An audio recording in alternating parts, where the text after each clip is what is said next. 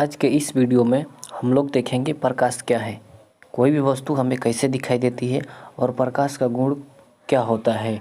पानी में प्रकाश का वेग कितना होता है, कांच में प्रकाश का वेग कितना होता है, निर्वात में प्रकाश का वेग कितना होता है और प्रकाश में कणिका सिद्धांत को किसने दिया, तरंग सिद्धांत को किसने दिया, इन सभी चीज़ों के बारे में भी देखेंगे। तो आइए जल्दी से वीडियो में हम लोग देखेंगे कि प्रकाश क्या है। प्रकाश क्या है? प्रकाश को इंग्लिश में लाइट बोलते हैं। लाइट क्या होता है हम लोग देखते हैं प्रकाश की परिभाषा। प्रकाश एक ऐसा माध्यम है जिसके सहारे हम किसी भी वस्तु को आसानी से देख पाते हैं। प्रकाश ऊर्जा के रूप में होता है जो विद्युत चुंबकीय तरंग के रूप में चलता है। अर्थात कहने का मतलब है कि प्रकाश एक माध्यम है। अगर आपसे क्वेश्चन मान लीजिए ऑब्जेक्टिव में पूछता है प्रकाश क्या है, ऑप्शन मिलेगा एक माध्यम है।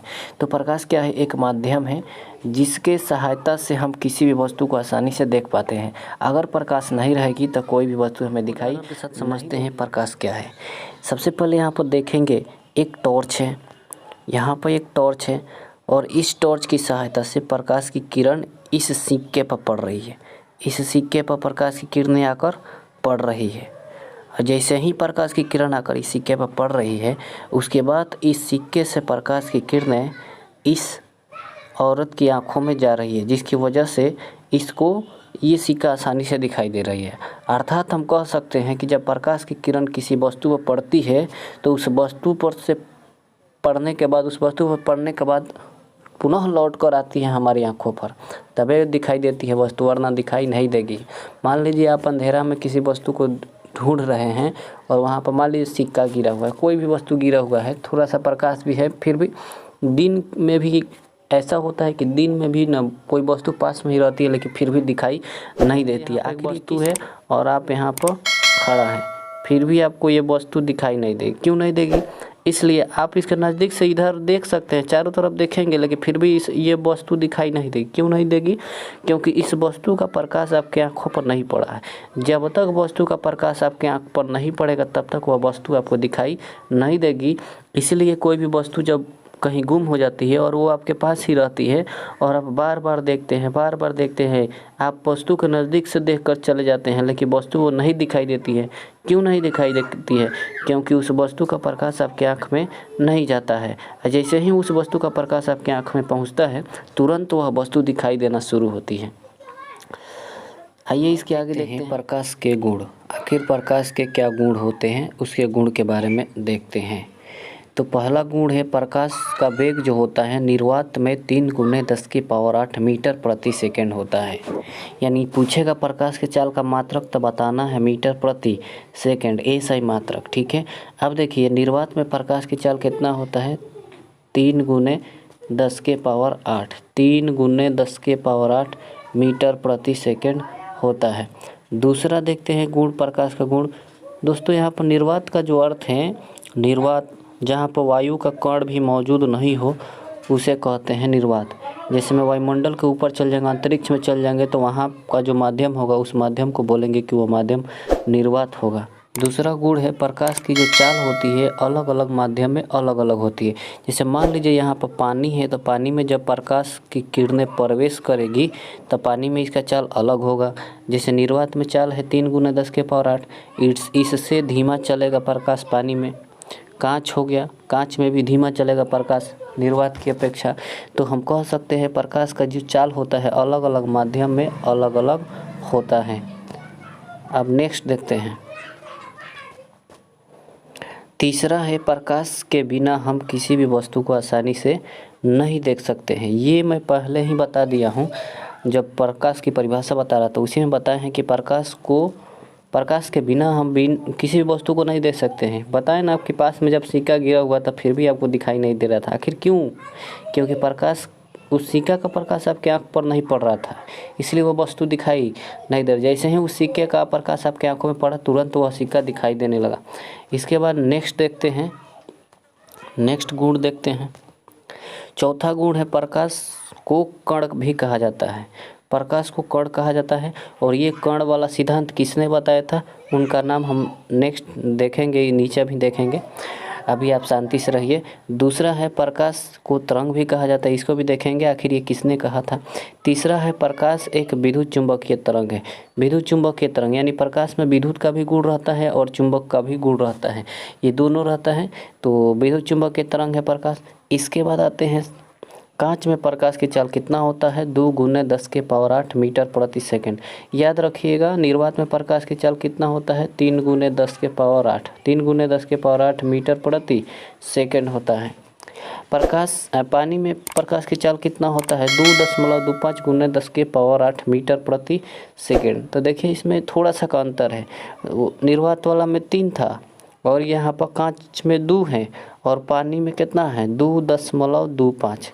देखिए जिसका चाल जितने कम रहेगा समझ लीजिए उसका डेंसिटी मतलब घनत्व जो है सघन विरल माध्यम पढ़ाएंगे आगे, उसमें बताएंगे वो माध्यम जो है उतना ही ज़्यादा सघन है, इसलिए उसमें प्रकाश की चाल उतना ज़्यादा कम है। और जिसमें प्रकाश की चाल स्पीड है समझिए कि वो विरल माध्यम है। इसके बाद आते हैं नेक्स्ट देखते हैं, प्रकाश जो है एक ऊर्जा का रूप होता है। प्रकाश एक ऊर्जा का रूप होता है, ये बात किसने कहा था वो भी आगे देखेंगे नेक्स्ट वीडियो में, नेक्स्ट आगे अभी देखेंगे। इसके बाद देखते हैं 1-2 गुण और बचा है। बोला है कि प्रकाश की चाल निर्वात की तुलना में, यानी कहने का मतलब है निर्वात में जो प्रकाश की चाल होता है 3 × 10⁸, ये तो हम बता दिए हैं कि 3 × 10⁸ निर्वात में होता है, 2 × 10⁸ कांच में होता है और 2.25 × 10⁸ ये पानी में होता है। लेकिन असल में अगर पूछ लिया जाए परसेंटेज में कि कितना परसेंट कम होता है कितना परसेंट ज़्यादा होता है, इसे पूछ लिया जाए तो गड़बड़ हो जाएगा। तो आइए पहले उसको देख लेते हैं। तो प्रकाश की चाल जो होता है निर्वात की तुलना में, हवा में पूछ दिया है कि प्रकाश की चाल कितना कम होता है निर्वात की अपेक्षा, तो 0.03% कम होता है। निर्वात की अपेक्षा पानी में कितना कम होता है, तो 25% कम होता है। कांच में निर्वात की अपेक्षा कितना कम चलता है प्रकाश, 35%। तो याद रखिएगा बहुत ज़्यादा इम्पोर्टेंट है ये, मतलब आपको भ्रमित करने वाला क्वेश्चन अगर दे दिया जाए कि कितना परसेंट कम होता है उसमें गड़बड़ा जाएगा, तो इसको याद रखना है कि कांच प्रकाश की चाल जो निर्वात में होता है उसकी तुलना में अगर बात किया तो हवा में प्रकाश की चाल 0.03% कम होता है, पानी में प्रकाश की चाल 25% कम होता है और कांच में प्रकाश की चाल 35% कम होता है। इसके बाद देखते हैं प्रकाश से संबंधित सिद्धांत। अभी बताए ना हम कि कौन कौन सिद्धांत किसने दिया था, उनके बारे में पढ़ेंगे। तो प्रकाश से संबंधित सिद्धांत कौन कौन दिए थे, तो देखते हैं प्रकाश से संबंधित सिद्धांत, कुछ महत्वपूर्ण सिद्धांत, और इसको याद रखना है, ये 11th-12th में भी महत्वपूर्ण है आपके लिए और इसके अलावा कंपटीशन में तो अक्सर पूछा ही जाता है। तो पहला है न्यूटन। न्यूटन ने किसका सिद्धांत दिया, तो प्रकाश कणिका का सिद्धांत। हमने आगे गुण में पढ़ा था कि प्रकाश एक कण है, ये बात किसने बताया था, न्यूटन महोदय ने बताया था। अब आते हैं हाइगेंस का सिद्धांत। हाइगेंस महोदय ने बताया है कि प्रकाश जो है एक तरंग है। प्रकाश क्या है, प्रकाश एक तरंग है, ये बात बोले थे हाइगेंस ने। ग्रमाल्डी ने क्या बोले, ग्रमाल्डी बोले कि प्रकाश जो है एक विवर्तन, मैंने प्रकाश के विवर्तन सिद्धांत को किसने दिया था, ग्रमाल्डी ने। विवर्तन सिद्धांत पढ़िएगा, उसमें आपको पता चलेगा विवर्तन क्या है। इसको पहले हटा दें। इसके बाद देखते हैं थॉमस यंग ने क्या बोले, थॉमस यंग किसका सिद्धांत दिए, तो ये प्रकाश विवर्तन का सिद्धांत दिए। नेक्स्ट देखते हैं फोकल्ट ने किसने दिए, तो ये इन्होंने द्रव में प्रकाश की चाल से संबंधित तरंग सिद्धांत दिए, माने प्रकाश की चाल द्रव में होती है, इसके बारे में उन्होंने बताया कुछ। अब मैक्स प्लांक ने कौन सा सिद्धांत दिया, तो प्रकाश का क्वांटम सिद्धांत। प्रकाश के क्वांटम सिद्धांत को किसने दिया था, मैक्स प्लांक ने। ये याद रखना, ये 12th में 11th में पढ़ाया जाएगा आपको। बोला कि मैक्सवेल ने कौन सा सिद्धांत दिया, तो प्रकाश का विद्युत चुंबकीय सिद्धांत दिया था। मैक्सवेल ने कौन सा सिद्धांत दिया था, प्रकाश का विद्युत चुंबकीय सिद्धांत। आइंस्टाइन ने कौन सा सिद्धांत दिया था, तो प्रकाश का विद्युत चुंबकीय तरंग फोटोन सिद्धांत दिया था। ध्यान से याद रखिएगा, बिना फोटोन वाला को मैक्सवेल, जिसमें फोटोन आ जाएगा उसका आइंस्टाइन। कैम्पटन ने क्या दिया था, प्रकाश कॉम्पटन का सिद्धांत, प्रकाश कॉम्पटन का प्रभाव किसने बताया था, कॉम्पटन ने। इसको ध्यान में रखिएगा, ये था कुछ महत्वपूर्ण सिद्धांत। इसके बाद हम लोग अब अगले वीडियो में पढ़ेंगे, वीडियो बहुत ज़्यादा लंबा हो जाएगा। अगले वीडियो में पढ़ेंगे कि प्रकाश के स्रोत के आधार पर पिंड को कितने भाग में बांटा गया। तो पिंड को बांटा गया है 2 भाग में, एक दीप्त पिंड जिसको प्रदीप्त पिंड भी कहते हैं, और दूसरा है अदीप्त पिंड जिसको अप्रदीप्त कहा जाता है। दीप्त पिंड किसे कहेंगे, तो वैसा पिंड जो प्रकाश दे, जिससे प्रकाश निकले, जिससे प्रकाश उत्सर्जित हो, उसे दीप्त पिंड कहेंगे। अदीप्त पिंड किसे कहेंगे, तो वैसा पिंड जिससे प्रकाश उत्सर्जित नहीं हो, जैसे में पुस्तक, किताब, कलम, कॉपी, दीवार, पृथ्वी, चांद, इससे प्रकाश नहीं निकलता है, लेकिन जिससे प्रकाश निकलता है जैसे लालटेन हो गया, वो दीप्त पिंड हो जाएगा। सूर्य दीप्त पिंड, तारा दीप्त पिंड। अगर वीडियो अच्छा लगा हो तो प्लीज़ वीडियो को लाइक करिएगा, और हमारे चैनल को अगर आपकी इच्छा हो कि इस प्रकार की वीडियो और भी मिले तो उसके लिए चैनल को सब्सक्राइब करें। Thank you.